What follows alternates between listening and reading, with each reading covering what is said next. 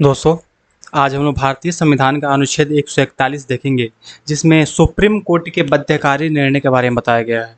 देखो, मैं समझाने से पहले आप लोगों को समझाना चाहता हूँ कि आप मान लो आपके घर में 3 सदस्य हैं, मुख्य सदस्य। जैसे मान लो आप ए हो, आपके पापा बी हैं और आपके दादा सी हैं। 3 लोग हैं आपके घर परिवार में। दादा बोलो, बाबा बोलो, जो भी बोलते हो बोलो। देखो, समझने की कोशिश करना। अगर आपके बाबा जी ने कोई बात बोली, आपके बाबा जी ने बोला कि जैसे तुमको, मान लो अमन नाम है तुम्हारा, अमन तुम मार्केट जाओ और सामान लेकर आओ। ते तुम इनका जो जो आज्ञा है, इनका जो निर्णय है, इन्होंने तुमको आदेश दिया, ये आदेश को ना ही तुम खारिज कर सकते हो, ना ही तुम्हारे पापा खारिज कर सकते हैं। बात को समझो, क्योंकि घर में सबसे बड़े हैं और सबसे पावरफुल है। जैसे मान ले तुम्हारे पापा ने कुछ बोला कि बेटा तुम ये काम करो, तो तुमको करना ही है। लेकिन ध्यान रखना, तुम्हारे बाप ने जो बोला, तुम्हारे पापा ने जो बोला, उसको तुम्हारे दादा खारिज कर सकते हैं। वो बोल सकते हैं, नहीं बेटा तुमको ऐसे नहीं करना, तुमको ऐसे करना है। कहने का मतलब है कि हमारे जो तुम्हारे घर में जो सिस्टम है वो क्या है, एक हायरार्की है। जैसे सबसे ऊपर तुम्हारे दादा हैं, फिर तुम्हारे पापा हैं, फिर तुम हो। और सबसे ज़्यादा प्रभावी निर्णय इन्हीं का होता है, तुम्हारे दादा, क्योंकि पावरफुल है। वैसे हमारी न्यायिक व्यवस्था है, सबसे ऊपर सुप्रीम कोर्ट है, फिर हाई कोर्ट है, और फिर सबऑर्डिनेट कोर्ट है।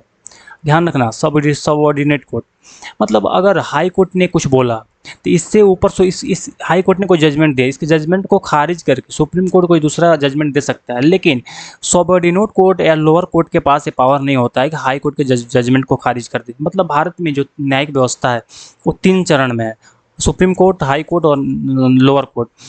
सबसे पावरफुल कौन है? हाई कोर्ट है और सुप्रीम कोर्ट है। तो सुप्रीम कोर्ट का जो निर्णय होता है बाध्यकारी होता है। इसी बात को हमारे भारतीय संविधान का अनुच्छेद 141 कहता है कि जो सुप्रीम कोर्ट है, इसका जो पावर है सबसे ज़्यादा बाध्यकारी है।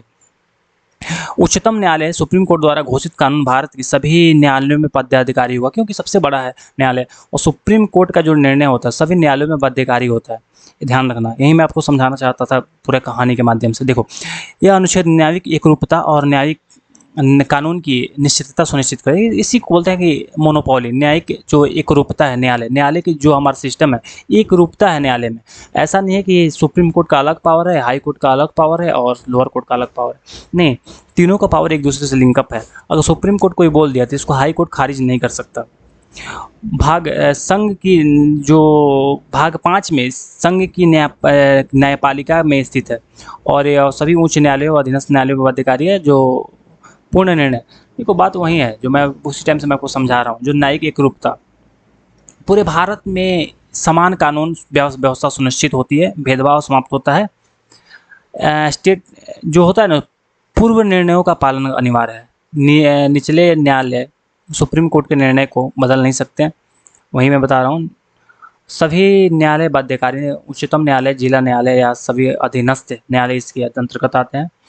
सुप्रीम कोर्ट स्वयं बाध्य नहीं है। देखो, उच्चतम न्यायालय है अपने पूर्व निर्णय को बेंच के माध्यम से बदल सकता है। बेंच का, जैसे मान लो कि 1973 में एक केस आया था, केशवानंद भारती केस, जिसमें 14 जज में से 13 जज ने इसमें निर्णय दिया था।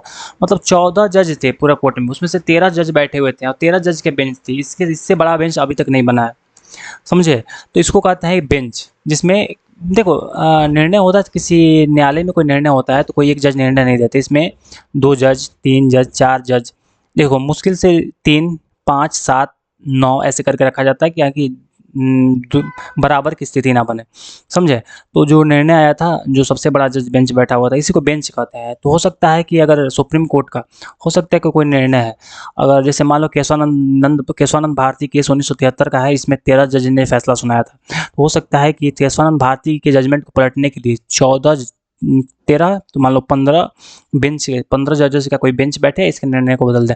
इसको कहते हैं बेंच। मतलब कितने जज बैठ रहे हैं, और जो कम बेंच वाले होते हैं, उससे ज़्यादा बेंच वाले निर्णय उसको बदल सकते हैं, पावर होता है। और अनुच्छेद 141, उच्चतम न्यायालय का निर्णय सभी न्यायालयों पर बाध्यकारी होगा। पूर्ण न्यायालय के लिए उच्चतम न्यायालय डिक्री पारित कर सकता है, 142 में कहा गया है। और अनुच्छेद 137 है, उच्चतम न्यायालय अपने स्वयं के निर्णय को पुनरावलोकन कर सकता है। उच्चतम न्यायालय के पास में पावर है कि अपने निर्णय को देखे कि क्या उसने जो जजमेंट दिया था सही में ठीक था कि नहीं। सभी प्राधिकारी उच्चतम न्यायालय की सहायता करेंगे, अनुच्छेद 144। ध्यान रखना, अनुच्छेद 141 क्या कहता है कि उच्चतम न्यायालय सभी न्यायालयों को बाध्यकारी होगा। अनुच्छेद 142 कहता है कि पूर्ण न्यायालय, देखो इसको अनुच्छेद 142 ध्यान रखना, इसको कंप्लीट जस्टिस कहते हैं, पूर्ण न्यायालय नहीं, पूर्ण, इसको पूर्ण न्याय कहते हैं। अनुच्छेद 142 इसको कहते हैं पूर्ण न्याय, कंप्लीट जस्टिस, कंप्लीट जस्टिस कहते हैं इसको, कंप्लीट जस्टिस। इसके माध्यम से सुप्रीम कोर्ट बार बार अपने निर्णय देता है। समाज में कुछ ऐसे घटनाएं दिखती है जो लगता है सुप्रीम कोर्ट को इसमें कुछ बोलना चाहिए, तो अपने न्यायालय देता है। बहुत इंपॉर्टेंट आर्टिकल है। अनुच्छेद 137 उच्चतम न्यायालय अपने स्वयं के निर्णय को बदल सकता है।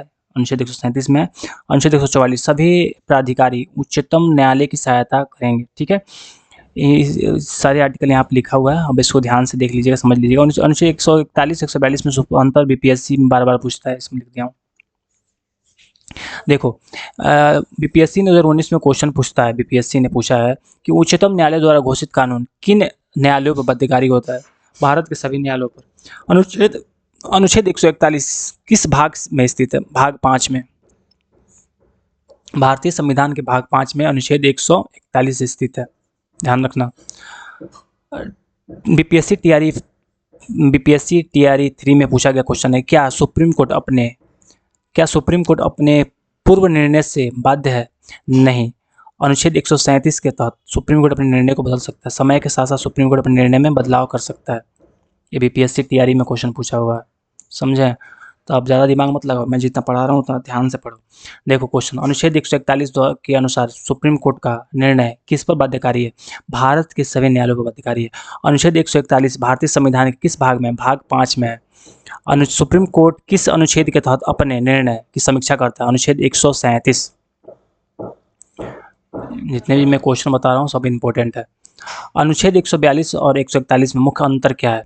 अनुच्छेद 141 निर्णय बाध्यकारी, अनुच्छेद 142 पूर्ण न्याय, कंप्लीट जस्टिस की बात करता है। निम्नलिखित में से कौन सा अनुच्छेद 141 के अंतर्गत बाध्य नहीं है? स्वयं उच्चतम न्यायालय।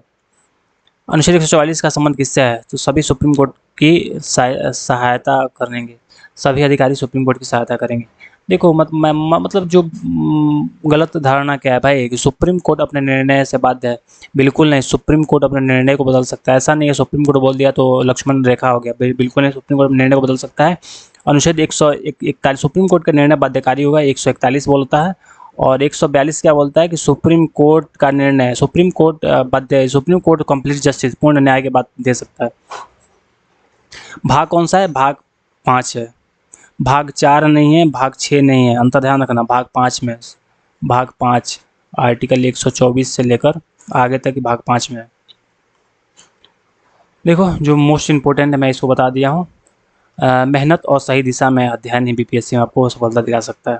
तो अगर वीडियो अच्छा लगा वीडियो को लाइक कीजिए, चैनल को सब्सक्राइब कीजिए और सिर्फ पढ़िए मत, आप बार बार मैं बोलता हूँ प्रैक्टिस कीजिए, प्रैक्टिस से सिलेक्शन मिलता है। तो पढ़ाई कीजिए और मिलते हैं नेक्स्ट वीडियो में। बहुत बहुत धन्यवाद।